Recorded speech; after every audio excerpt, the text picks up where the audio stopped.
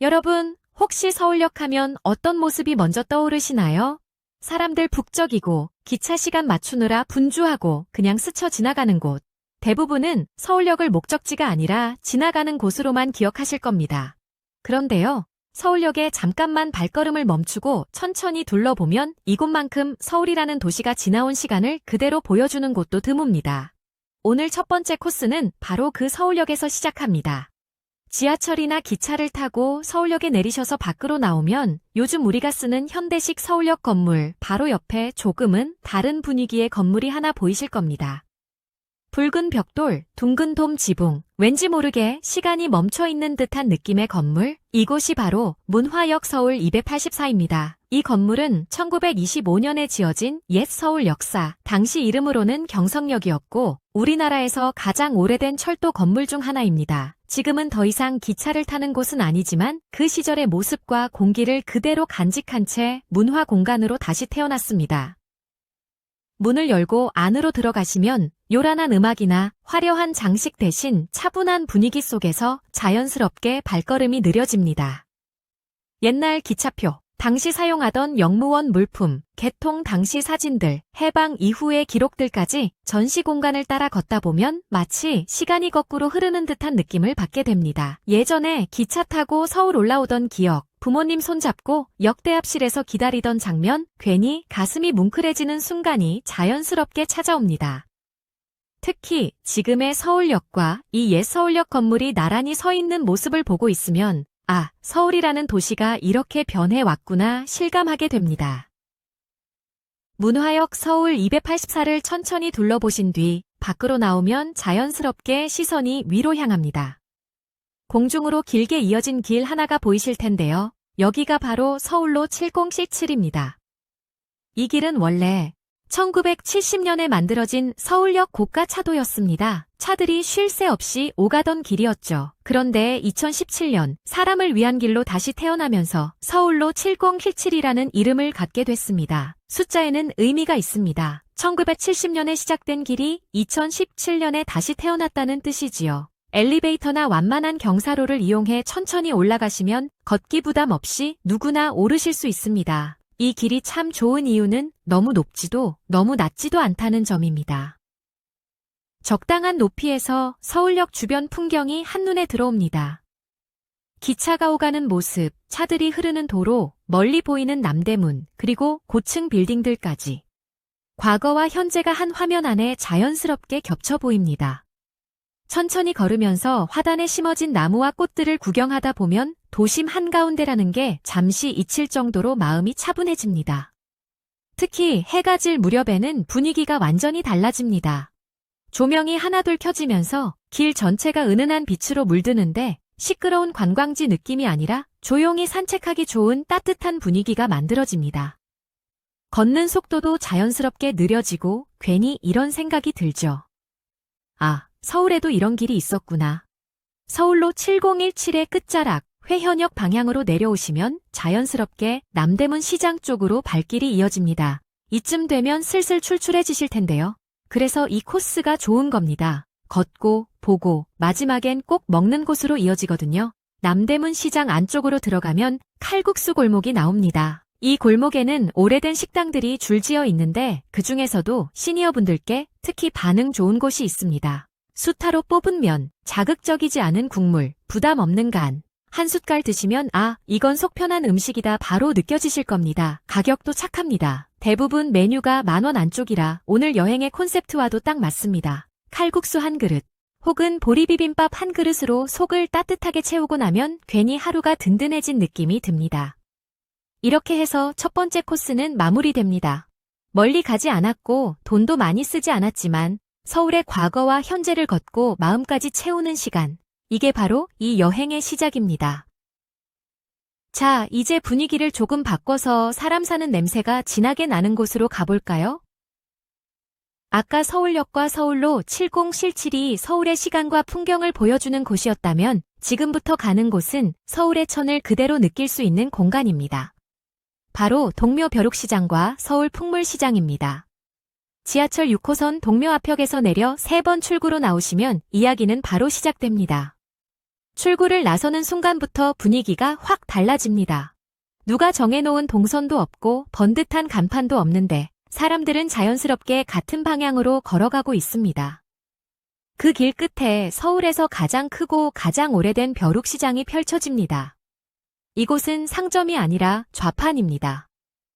상인이 아닌 사람들이 집에서 쓰던 물건을 들고 나와 그냥 바닥에 펼쳐놓고 팝니다. 그래서 이 시장은 쇼핑몰 같지 않고 동네 마당 같습니다. 헌옷, 낡은 구두, 오래된 라디오, 누군가의 젊은 시절 사진이 담겼을 법한 액자, 이제는 보기 힘든 옛날 손목시계와 만년필까지 가격도 제각각입니다. 1,000원짜리도 있고 몇만 원짜리도 있고 어떤 건 가격이 따로 적혀 있지도 않습니다. 이곳에서는 물건보다 사람 이야기가 먼저입니다. 이거 언제 거예요? 하고 물어보면 상인분들이 자연스럽게 말을 시작합니다. 이거 내가 젊을 때 쓰던 거야. 이거는 군대 다녀와서 샀던 거고, 이건 우리 애가 어릴 때 입던 거야. 물건 하나에 사연이 줄줄 따라옵니다. 그래서 이 시장은 구경만 해도 재미있습니다. 꼭 뭘 사지 않아도 이것저것 뒤적이다 보면 시간 가는 줄 모릅니다. 특히 시니어분들에겐 이 시장이 더 특별합니다. 아, 이거 우리 집에도 있었지. 이거 예전에 쓰던 거랑 똑같네. 이거 보면 옛날 생각난다. 이런 말이 자연스럽게 나옵니다. 동묘 벼룩시장은 보통 오전 10시쯤부터 본격적으로 좌판이 깔리기 시작해서 점심시간 전후가 가장 활기찹니다. 천천히 걸으며 구경하다 보면 슬슬 배가 고파지실 텐데요. 그럴 때 부담 없이 즐길 수 있는 게 바로 시장 간식입니다. 1,000원짜리 토스트, 미숫가루 한 잔, 막걸리 한 컵. 화려하지 않지만 딱 그 시절 맛입니다. 그리고 조금 더 든든하게 드시고 싶으시면 동묘 근처에 있는 옛날 통닭집도 추천드립니다. 통닭 한 마리에 요즘 보기 힘든 가격인데 맛은 괜히 더 정겹습니다. 바삭하지만 기름지지 않고 담백해서 어르신들 드시기에도 부담 없습니다. 이렇게 시장 구경과 간식으로 잠시 숨을 돌린 뒤 이제 서울 풍물시장으로 이동해 볼까요? 동묘 벼룩시장과는 걸어서 10분 정도 거리입니다. 서울 풍물시장은 결이 조금 다른 공간입니다. 벼룩시장이 뒤적이는 재미라면 풍물시장은 전시관처럼 차분하게 추억을 돌아보는 곳입니다. 건물 안으로 들어서면 정돈된 상점들이 쭉 이어져 있습니다. 옛날 밥상, 요강, 다이얼 전화기, 브라운관 텔레비전, 지금은 보기 힘든 옛날 가정과 생활용품들이 가지런히 진열돼 있습니다. 하나하나 보고 있으면 자연스럽게 그 시절 장면이 떠오릅니다. 아침마다 라디오 틀던 풍경, 저녁이면 온 가족이 텔레비전 앞에 모여 앉던 모습. 특히 이곳이 좋은 이유는 그냥 보는 데서 끝나지 않는다는 겁니다. 풍물시장 2층에는 그 시절 상점을 그대로 재현해 놓은 공간들이 있습니다. 옛날 교실, 사진관, 문방구, 미용실. 간판 하나, 의자 하나까지 정말 그때 그대로라서 처음 보는 분도 괜히 아는 곳처럼 느껴집니다. 여기서는 사진도 많이 찍게 됩니다. 젊은 분들도 좋아하지만 시니어 분들에겐 사진보다 기억이 더 많이 남는 공간입니다. 맞아, 저런 데서 머리 했었지. 저런 책상에서 공부했지. 천천히 둘러보다 보면 시간이 자연스럽게 흘러갑니다. 서울 풍물시장은 단순한 시장이 아니라 서울의 생활사를 그대로 품고 있는 공간입니다. 그리고 무엇보다 지하철 접근성이 좋습니다. 신설동역에서 내려 조금만 걸으면 바로 도착하니 걷기 부담도 크지 않습니다. 이 코스의 매력은 돈을 많이 쓰지 않아도 하루가 꽉 찬다는 점입니다. 사람을 보고, 물건을 보고, 추억을 꺼내보고 이렇게 해서 두 번째 코스는 마무리됩니다.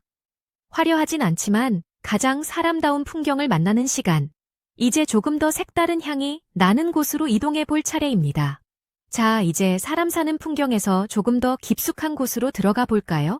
앞에서는 서울의 생활과 추억을 만났다면 지금부터는 몸과 마음을 동시에 쉬게 해주는 조금 특별한 거리로 가봅니다. 지하철 1호선 제기동역에서 내리면 역을 나서는 순간부터 분위기가 확 달라집니다. 어디선가 쌉쌀하면서도 묘하게 편안한 향이 코끝을 스치기 시작합니다.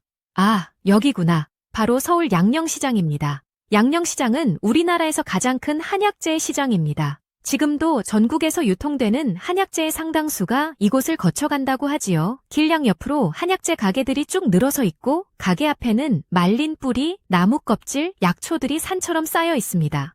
상인분들은 분주하게 약재를 손질하고 손님들은 이게 어디에 좋은지 천천히 묻고 듣습니다. 이곳에서는 사람들 발걸음이 참 느립니다. 급하게 걷는 사람이 거의 없고 다들 한 번 더 보고 한 번 더 맡아보고 한 번 더 물어봅니다. 그 자체로 마음이 느긋해지는 공간입니다. 양령시장을 천천히 걷다 보면 바로 옆에 조금은 다른 분위기의 건물이 보입니다. 여기가 바로 서울 한방진흥센터입니다. 겉에서 보면 깔끔한 현대식 건물이지만 안으로 들어가면 한방의 역사와 이야기가 차분하게 펼쳐집니다. 이곳은 조선시대 보제원터 위에 세워진 곳으로 예전에는 병든 백성을 돌보던 장소였습니다. 지금은 전시와 체험, 휴식을 한 번에 즐길 수 있는 시니어 분들께 딱 좋은 공간으로 잘 정비되어 있습니다. 안으로 들어가면 한약재 전시관이 먼저 보입니다. 우리가 이름만 들어봤던 약재들, 처음 보는 약초들까지 정리되어 있어서 그냥 지나치지 않고 하나하나 보게 됩니다. 아, 이건 이런 데 쓰는 거였구나. 그래서 이런 향이 나는 거였구나. 설명도 어렵지 않아서 부담 없이 둘러보기 좋습니다. 조금 더 안쪽으로 들어가면 한방 체험 공간이 나옵니다. 이곳에서는 간단한 체험을 통해 몸을 풀고 잠시 쉬어갈 수 있습니다. 안마 매트에 누워 잠깐 눈을 감고 있으면 괜히 몸에 힘이 쭉 빠지는 느낌이 듭니다. 여행 중에 이렇게 앉아서 쉬어갈 수 있는 공간, 생각보다 정말 소중합니다.